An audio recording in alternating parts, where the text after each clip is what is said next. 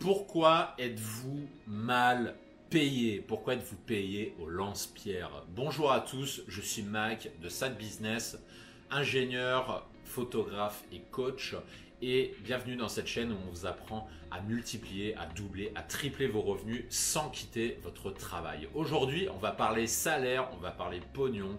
On va discuter ensemble pourquoi tant de gens, et j'en ai fait partie également, sont si mal payés en France. C'est peut-être votre cas ou c'est peut-être le cas de votre entourage, d'amis à vous, de vos collègues qui se plaignent tout le temps d'être mal payés, d'être payés au lance-pierre, de ne pas gagner assez. Et dans cette vidéo, on va étudier un petit peu ce phénomène, pourquoi tant de gens sont mal payés, quelles sont les raisons et comment vous en sortir. Alors disons-le d'emblée, il y a toujours des débats sur internet sur qui gagne le plus. Est-ce que les hommes gagnent plus que les femmes? Est-ce que les roux gagnent plus que les blonds? Est-ce que les grands gagnent plus que les petits? Est-ce que les beaux gosses gagnent plus que les moches? Disons-le d'emblée, ce phénomène touche tout le monde. Le phénomène d'être mal payé, ça touche une large partie des gens. Déjà parce que par nature, les gens ne sont jamais satisfaits de leur propre salaire, mais aussi parce que le monde du travail, et qu'est-ce que c'est le monde du travail? C'est le capitalisme. Le capitalisme, c'est le monde le plus barbare qui soit dans le monde du travail. C'est le monde du chacun pour soi. C'est le monde de l'individualisme. Et tout ce que vous faites, tous les choix que vous faites, toutes les prétentions que vous allez afficher, tous les métiers que vous allez choisir d'exercer vont influencer justement ce salaire. Alors, quelles sont les raisons pour lesquelles les gens sont mal payés? Je vais vous en donner deux. À mon sens, il y a deux raisons pour lesquelles les gens sont mal payés, deux grandes raisons. Nous avons la première raison qui est que les gens, bien souvent, exercent des métiers qui ne sont pas assez rémunérateurs. Et ça touche tout le monde. Typiquement, n'espérez pas avoir des augmentations substantielles si vous êtes caissier chez Carrefour. N'espérez pas gagner un bon salaire si vous travaillez chez McDonald's. Même si vous allez être manager dans 1 an, dans 2 ans, parce que vous faites du bon boulot, que le directeur est content de vous, vous allez rarement atteindre un salaire mirobolant parce que c'est réservé au directeur. C'est pas votre poste qui vous permettra d'avoir justement un salaire intéressant. Et je pourrais prendre plein d'autres exemples. Des gens qui, je sais pas, qui font infirmier, des gens qui font babysitter, des gens qui font serveur, des gens qui font, j'allais dire barman, mais barman c'est avec des pincettes parce que ça dépend vraiment de où vous travaillez. Mais l'idée de base, c'est qu'il y a énormément de gens qui exercent des métiers faiblement rémunérateurs parce que c'est pas des métiers à ultra forte valeur ajoutée dans le sens où vous êtes facilement remplaçable par quelqu'un d'autre. Donc en fait, c'est illusoire de vouloir être bien payé si le métier que vous faites en soi n'a pas une valeur ajoutée suffisante. Maintenant, certains d'entre vous vont certainement me dire: ok, mais moi je suis ingénieur, je travaille en SS2I et je ne gagne pas assez d'argent. Et bien là, ça dépend de plusieurs facteurs. Ça dépend déjà du client de la SS2I dans laquelle vous travaillez, puisque les SS2I, si vous ne connaissez pas, ce sont des sociétés de prestation de services qui sont extrêmement à la mode chez les ingénieurs, et notamment les ingénieurs qui débutent leur carrière. Le problème, c'est qu'en France, les prix sont tirés tellement vers le bas que dans ce type d'établissement, en fait, c'est extrêmement difficile de négocier un salaire élevé pour la simple raison que le client lui-même paye mal. Ensuite, il y a la boîte, évidemment, qui tient absolument à faire sa marge derrière. Et comme vous êtes un jeune diplômé, eh ben, la boîte peut vous remplacer facilement par quelqu'un d'autre. Donc, en fait, la boîte n'a aucune raison de vous payer extrêmement cher. Donc, il y a aussi, au-delà de la dimension du poste que vous faites, il y a aussi ce qu'on appelle le contexte. Est-ce que dans le contexte dans lequel vous travaillez, êtes-vous facilement remplaçable ou pas? Si la réponse est oui, si vous êtes facilement remplaçable par quelqu'un, si vous n'êtes pas indispensable, ça veut dire que votre poste est vulnérable. Ça veut dire que vous pouvez sauter à tout moment et ça veut dire aussi que votre employeur n'a pas de raison particulière de vous augmenter, tout simplement parce que vous n'exercez pas un métier avec suffisamment de valeur ajoutée, vous n'êtes pas absolument nécessaire au poste, donc l'employeur peut refuser votre augmentation et le fera s'il juge que vous n'êtes pas sur un poste stratégique ou que vous n'êtes pas suffisamment indispensable. Maintenant, l'autre grande raison qui fait que les gens ne sont pas suffisamment bien payés. Faire une petite confidence, la caméra a lâché parce que la batterie s'est vidée tout simplement. Donc pendant qu'elle rechargeait, je suis allé me chercher un petit café américain, ce qui me permet de faire la transition parfaite vers le deuxième point, pourquoi les gens sont mal payés. Eh bien, je vais peut-être vous surprendre, mais la deuxième raison, c'est le manque de prétention en lui-même des gens. Les gens qui ne savent pas négocier, les gens qui n'osent pas demander des montants relativement élevés, quelle que soit la qualité de leur travail. Vous avez sûrement tous déjà eu un collègue génie du travail qui arrive à 8 h le matin et qui part, je sais pas, à 19 h le soir, qui fait ça du lundi au vendredi et qui se prend 0,5% d'augmentation avec son chef qui lui dit « Oui, mais tu comprends, cette année c'est difficile, c'est la crise, on n'a pas le budget, blablabla. Bla bla bla. » Et du coup, il se prend 0,5%. Et en parallèle, vous en avez d'autres qui menacent de démissionner et qui réussissent à avoir 10%. Et quand j'ai commencé ma carrière d'ingénieur, je faisais partie de ces gens-là.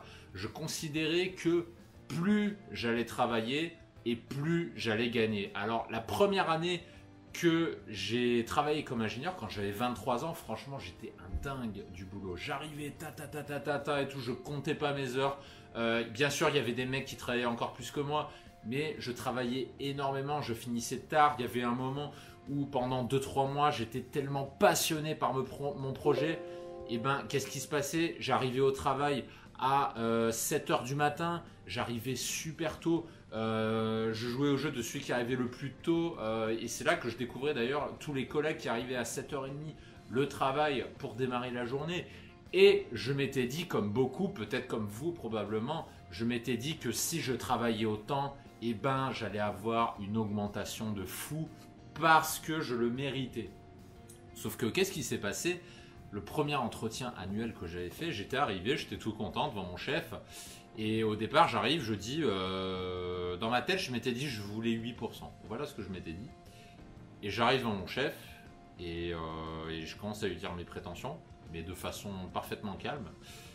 Et puis là, il embraye, il me dit, tu sais, Michael, ça va être compliqué cette année. Hein. Tu sais, c'est la crise. Franchement, les budgets cette année, ça bloque un petit peu, quoi. C'est pas facile cette année. Ah putain. Désolé, on me harcèle sur le Slack, j'ai coupé le son. Donc, je reprends mon mime. Cette année c'est chaud, les budgets, voilà. Aïe aïe aïe, je crois que ça va pas être possible cette année, tu comprends. Pourtant, on est très content de toi, on est très satisfait. Franchement, le client est très content, il trouve que tu fais du bon boulot. Mais cette année, on pourra pas te donner plus que 2%. Voilà ce qu'il m'a dit. Moi, j'ai fait what?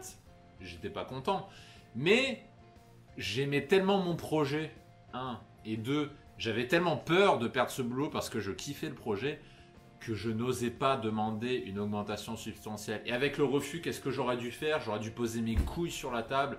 J'aurais dû dire, ah ouais, j'ai que 2,5%, écoute, demain je démissionne. Dans ce cas, 8%, sinon je me barre.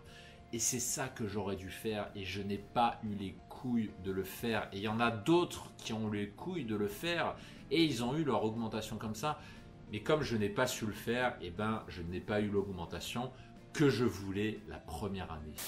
En définitive, la deuxième grande raison pour laquelle les gens sont payés au lance-pierre, quel que soit votre boulot, que vous soyez ingénieur, chef de projet, cadre sup ou même caissier chez Carrefour, c'est le manque de prétention dans vos demandes de salaire. Et tout le monde travaille très très bien, j'en suis convaincu. Je suis convaincu que vous aussi, vous travaillez extrêmement bien. Je suis convaincu que vous ne comptez pas vos heures. Je suis convaincu que votre patron, que votre client est très content de vous. Je suis convaincu que vous méritez 10% d'augmentation. Mais je suis aussi convaincu que vous n'êtes comme au poker, vous n'avez pas poussé le bluff jusqu'au bout. Vous n'avez pas osé poussez vos prétentions jusqu'à la limite, jusqu'au précipice, jusqu'à la ligne rouge, ou comme un poker finalement, parce que les négociations avec votre employeur, c'est comme un jeu de poker. C'est lui et vous, c'est le jeu de qui va bluffer, qui va avoir quoi. C'est une question de rapport de force. Et le truc, c'est que énormément de gens, et j'en ai fait partie de ces gens-là, quand j'ai commencé ma carrière, j'étais exactement comme ça. Je n'osais pas faire valoir mes prétentions. Et du coup, j'avais des augmentations très moyennes finalement. J'étais pas le plus mal payé, mais j'étais loin d'être le mieux payé, j'étais loin d'être celui qui avait des augmentations de fou furieux. Et je me souviens notamment d'une anecdote dans ma première boîte. Il y avait un mec qui m'étonnait, c'était un ingénieur informaticien, très compétent, tout ce que vous voulez. Le mec arrivait très tôt et partait très tard. C'était le gars, on était sur un plateau, il arrivait dans les premiers et il partait dans les premiers. Voilà ce qui se passait. Du coup, je me suis dit, ce gars-là, mais il doit gagner, quoi, parce que lui, il doit y aller en entretien. Et en fait non, c'était un des plus mal payés de la boîte et en plus il avait quasiment 30 ans ce mec là. Et c'était un des plus mal payés. Alors comment expliquer cela? En fait, entre collègues de bureau on se parle, on connaît tous à peu près le salaire de chacun. Et déjà on a eu une grosse surprise quand on a su son salaire.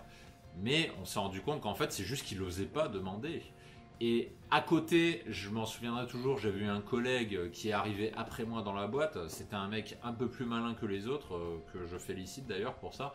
Et le mec, dès la première année, alors il a jamais voulu me dire comment il s'y est pris. Je sais pas s'il l'a dit à d'autres personnes, mais à moi, il me l'a jamais dit en tout cas. Et je sais que la première année, il a réussi à avoir 8% d'augmentation. Du coup, vous connaissez la réponse à vos questions. Si vous considérez être mal payé aujourd'hui, les deux solutions sont: 1. Faire un métier ou un poste dans lequel vous avez une valeur ajoutée et dans lequel vous pouvez vous rendre indispensable. Et 2. Poser vos couilles ou poser ce que vous voulez si vous êtes une femme, mais poser quelque chose sur la table pour faire valoir vos droits et faire valoir le salaire que vous méritez. Et si vous compilez ces deux choses, vous êtes quasiment sûr à 95% d'arriver à obtenir un salaire décent, des augmentations décentes, et à partir de là, vous ne ferez plus partie de ces gens qui sont payés au lance-pierre. Si vous souhaitez recevoir chaque semaine d'autres astuces comme ça pour gagner davantage d'argent, pour être mieux payé, la meilleure option c'est de vous abonner à la liste privée. Vous avez le lien dans chaque description de chaque vidéo de la chaîne YouTube. C'est uniquement par ce canal que vous pourrez retrouver tous les conseils un peu plus profonds qu'on ne donne pas sur YouTube, qu'on ne donnera jamais sur YouTube, et que vous retrouverez également tous nos programmes et tous nos systèmes de formation dans lesquels on vous enseigne à mettre en place des systèmes intelligents, des états d'esprit intelligents pour arriver à gagner beaucoup plus d'argent que la moyenne des gens, à vous sortir les doigts du cul, mais de la bonne façon, pour déployer l'énergie là où il le faut et pour arriver finalement à doubler, à tripler vos revenus, comme moi j'ai pu le faire, comme John a pu le faire et comme vous pouvez le faire également grâce à nos systèmes qui ont été éprouvés sur le terrain. Sur ce, les prodiges, je vous donne rendez-vous dans la newsletter et dans une prochaine vidéo sur la chaîne. Ciao, ciao.